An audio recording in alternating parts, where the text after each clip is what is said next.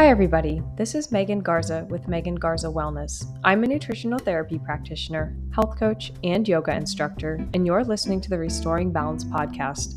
More women than ever are now dealing with digestive, hormonal, and skin issues and are not finding satisfactory answers or results. On this show, I teach you how to implement holistic lifestyle, dietary, and mindset strategies to help you get smooth digestion and balanced hormones to reclaim your health, feel confident about your decisions, and to finally live life on your terms. Hello, welcome back. This is episode 19, and the title of today's episode is The Importance of Sunshine for Gut and Hormonal Health. Before we get into today's episode, if you're a fan of the show, this is just a reminder of how you can support the podcast by giving it a 5-star rating on Spotify Podcast, which helps the algorithm get my show to other listeners who would benefit from it, just like you. So without further ado, let's dive in. The topics that I'm going to be covering today is sun exposure myths, truths, and the benefits of getting sunshine, the dangers of not getting enough sunshine, also safe sun exposure and the topic of sunburns, and lastly, healthy habits to cultivate. So first and foremost, what is vitamin D and how in the world does our body get vitamin D from the sun?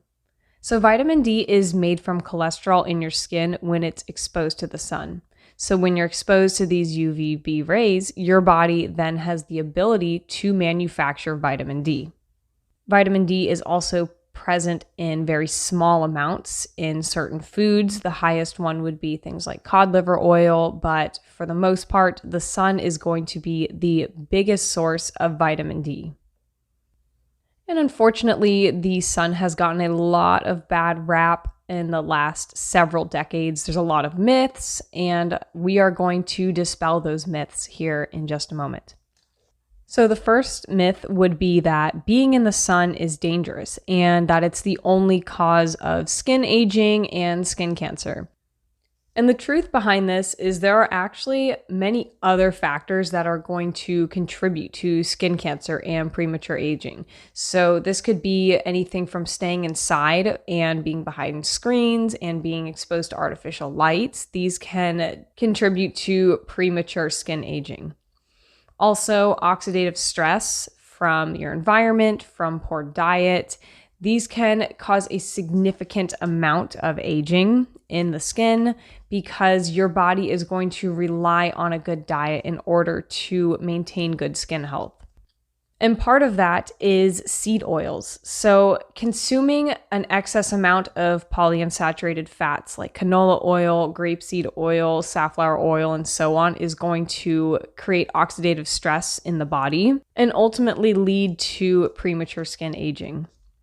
Also, things like high stress levels and disrupted sleep can severely impact the overall health of your skin, because if you are not sleeping well and you're experiencing a lot of stress and your adrenals are constantly pumping out cortisol, this is going to create an environment in your body that is going to lead to premature aging. And the thing about skin cancer, if you are eating a diet that is high in polyunsaturated fats and processed foods, this is going to make your skin less resistant to any harmful effects that the sun has. So by eating a good diet, this is going to increase your chances of being able to fight off any potential skin cancer and actually receive the maximum benefits from the sun. Plus, a lot of the chemicals that we have been told to use on our skin have carcinogenic ingredients. And when they are exposed to the sun, the harmful effects of those ingredients can increase. So this is why choosing non-toxic options for your skincare and also your sunscreen is going to be such a helpful step to help prevent any kind of skin cancer or even any premature aging, because chemical sunscreens contain a lot of nasty, harmful additives, and they are particularly disruptive to your endocrine system. So choosing a mineral-based sunscreen like zinc oxide is a much safer alternative if you do need extra sun protection if you're going to be out for prolonged periods of time. And the second myth is sun exposure is as dangerous as smoking cigarettes.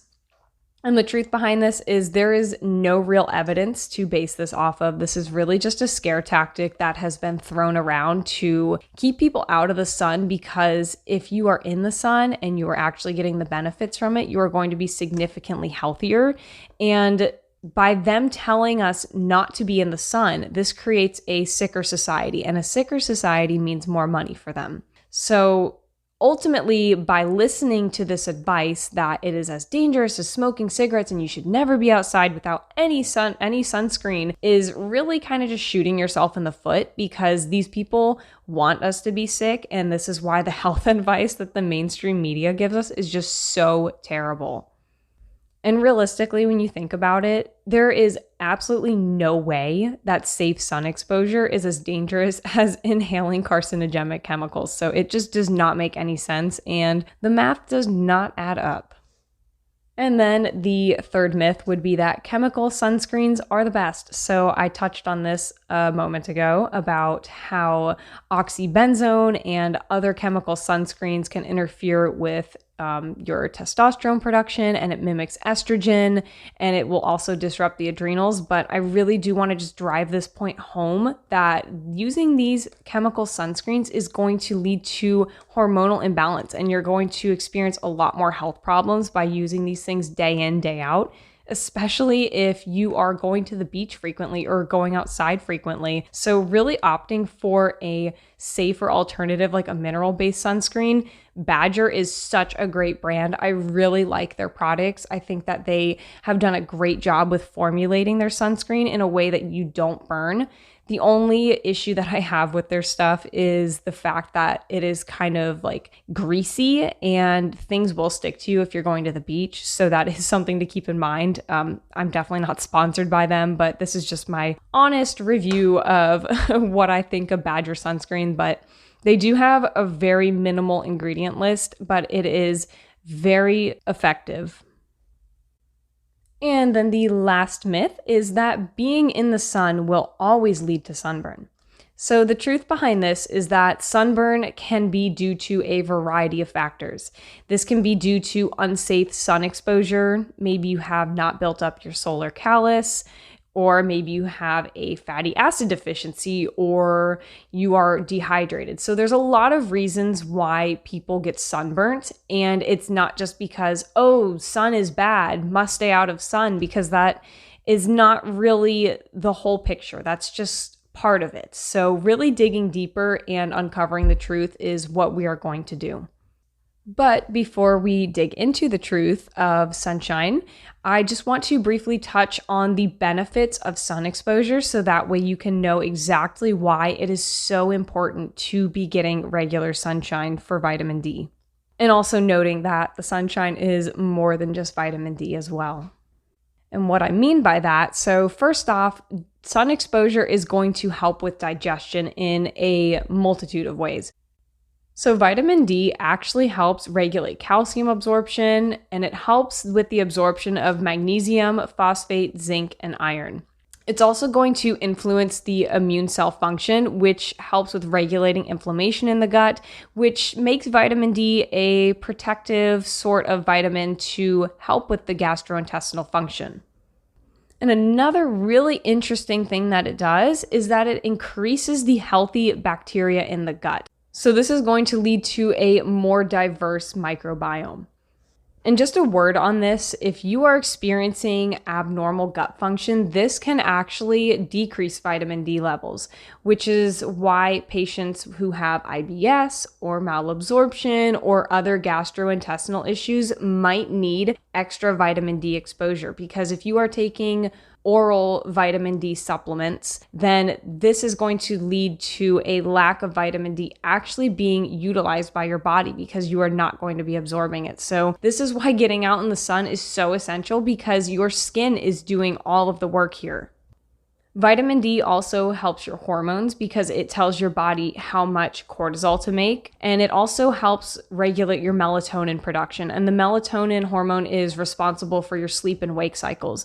So this hormone is produced by the pineal gland to help regulate these cycles, and it is directly related to your circadian rhythm. And your circadian rhythm is directly related to your hormonal health.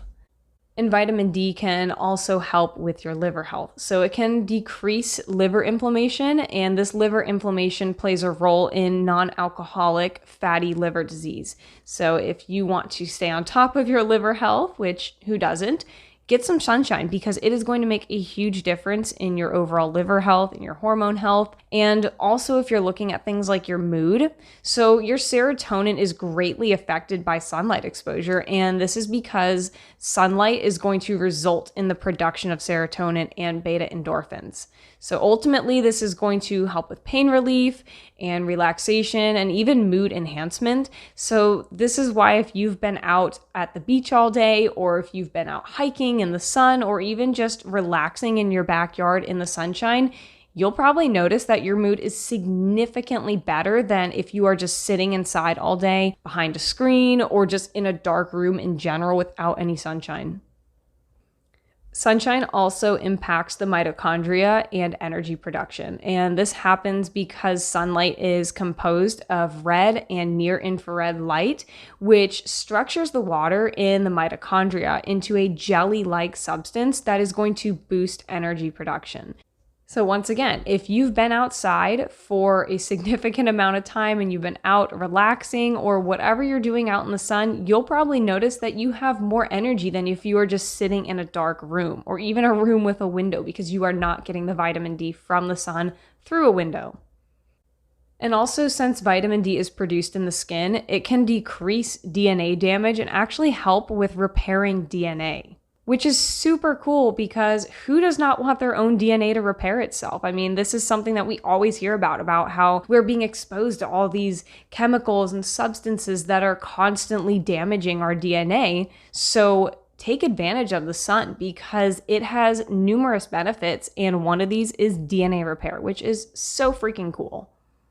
And one more really cool thing that the sun does is that when you are exposed to the sun, this is going to release nitric oxide, which is beneficial to your heart because nitric oxide increases blood flow and it helps lower blood pressure. It's also going to help with immunity and cellular function, neurotransmission, and it even has anti-cancer effects, which is incredible because we are told that the sun is going to give us cancer and it's this horrible, evil thing that's going to kill us if we go outside without any kind of sun protection, which is freaking crazy. So really looking at the whole picture is what I'm aiming for in this podcast episode, and just looking at everything from a holistic perspective rather than a fear-based perspective is what we are going for.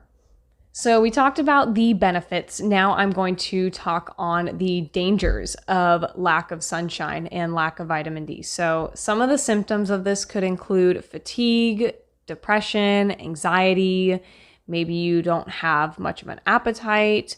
Your immunity is low. Maybe you're experiencing some muscle pain, even hair loss, and things like delayed wound healing are all linked back to lack of sunshine and low vitamin D levels. There's also a ton more symptoms and signs that can show up and can present itself in the human body and mind for lack of vitamin D or vitamin D deficiency, but that is just the main list of some of the most common things that people experience and can tie back to vitamin D deficiency. Now, before we continue, if you've been dealing with digestive or hormonal dysfunction and are experiencing symptoms like gas, bloating, constipation, food sensitivities, PMS, irregular periods, or even acne, I invite you to book a complimentary nutrition consultation with me. So on this call, we'll go over your goals, your health struggles, and ultimately see how you can benefit from nutritional therapy to help you get smooth digestion, balanced hormones, and clear skin so you can feel empowered about your decisions and live the life that you've always dreamed of. Go ahead and click the link in the show notes to book a free consultation so that way you can start your wellness journey and reach your goals. Let's get back to today's episode on the importance of sunshine. So on to safe sun exposure and preventing adverse sun reactions like sunburn. First and foremost, the biggest thing that you're going to want to do is build up a solar callus or a sun callus. You can do this by going out in the sunshine every single morning and evening and exposing your skin and your eyes to the sun. I'm not saying go and stare at the sunshine, but just allow yourself to look around into the sky, around your, into your surroundings, and ultimately just not wearing sunglasses when you're doing this. And this is going to help you work your way up to tolerate the sun better, because this primes your skin for longer sun exposure times without burning. The next thing that you can do is eating more saturated fat. So saturated fat contains cholesterol, which is what is required for the skin to actually make vitamin D. So I said it earlier that polyunsaturated fats like canola oil, safflower oil, and other seed oils create an environment in your skin and in your body that's going to lead to sunburn.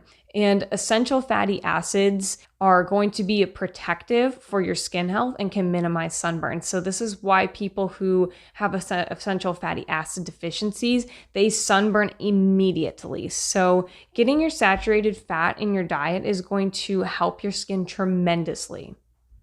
Next, we have timing. So you have the morning and evening for priming the skin's reaction to the sun.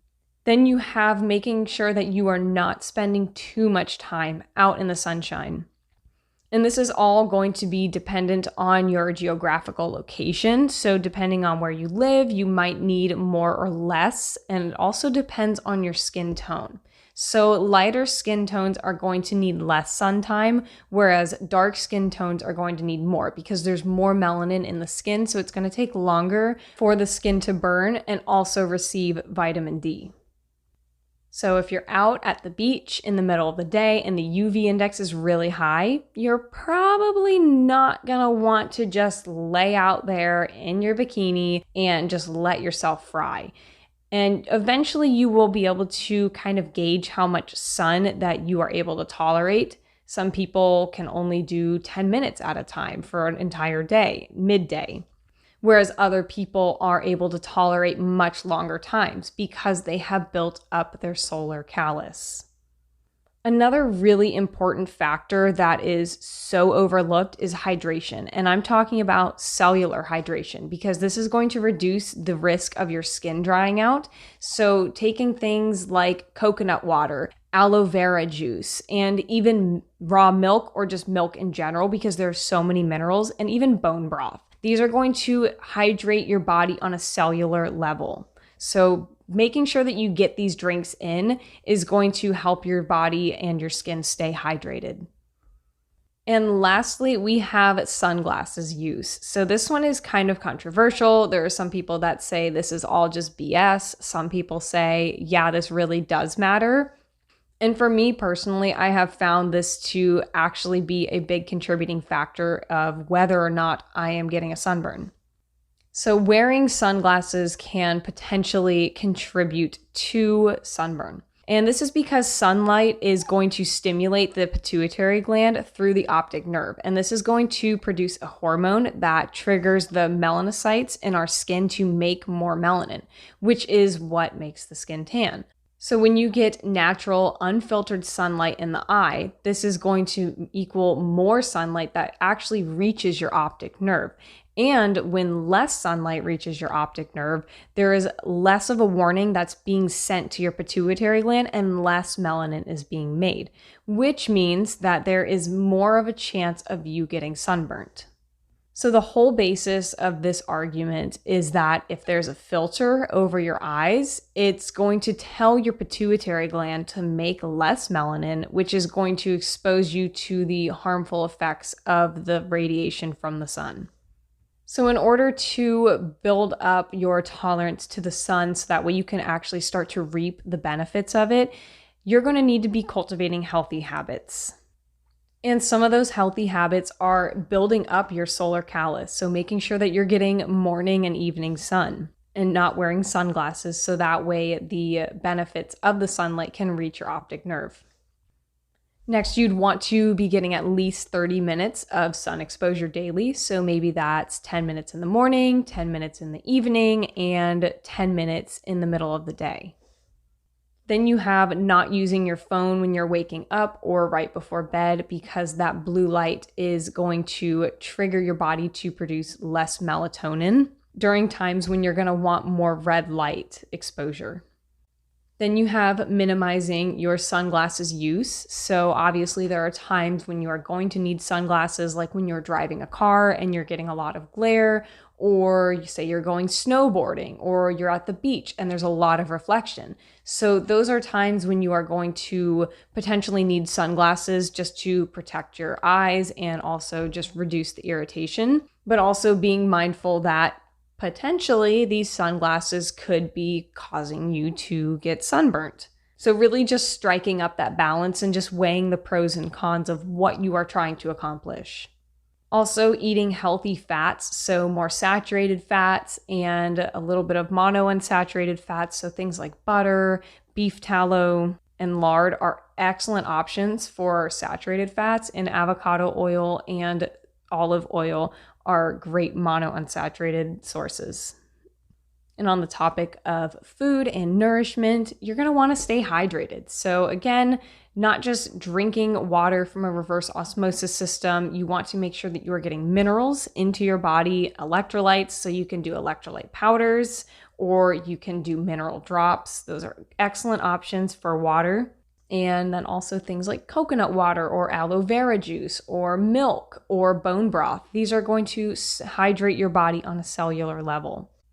And lastly, when you are being exposed to the sun, if you want the benefits, make sure that you are at least opening your window or you are outside in direct contact with the sunshine, because you are not going to be receiving the benefits of the sun if you are just looking outside, because the glass is going to filter a lot of the healthy benefits that you are going to be getting. So some of the biggest takeaways from this episode would include not being afraid of the sun, because there is so much fear everywhere in so many different things that we do. And why are we going to be afraid of something that is so healthy for us? Also, eating a nourishing diet and drinking nourishing fluids to improve your skin health. Getting morning, afternoon, and evening sun exposure without sunglasses and while you're outdoors. And lastly, just being smart with your sun exposure. So don't go out in the middle of the day for an hour until you look like a lobster. You're going to want to work your way up to being able to tolerate the sun and making sure that you are not frying your skin, because your skin has to be able to tolerate the amount of sun that you're exposing it to. And that's pretty much it. That's everything that I have to share with you today. So just remember to take it step by step and to keep learning on your wonderful journey of wellness. And that's all the time that we have for today. Thank you so much for tuning into this week's episode. Today we talked about the myths, truths, and benefits of sun exposure, the dangers of lack of sunshine, also how to have safe sun exposure, and healthy habits to cultivate. You can expect new episodes every Wednesday at 12 p.m. Eastern Standard Time. This is just a quick reminder again of how you can support the podcast and stay in the loop. You can sign up for my email list so you can be notified every time I post a new podcast episode, make any new announcements about my services, and how you can work with me, and also receive weekly relevant tips for digestion and hormones so that way you can optimize your health. You can find the link to sign up for my emails in the show notes, or head to my website at megangarzawellness.com, and you can wait for the pop-up or sign up under the freebies tab. Again, I just want to thank you for taking the time to listen to this week's topic. If you enjoyed, please give this podcast a 5-star rating on Spotify podcast, because it really helps the algorithm get my show to other people who would benefit from it. So take care, everyone, and until next time.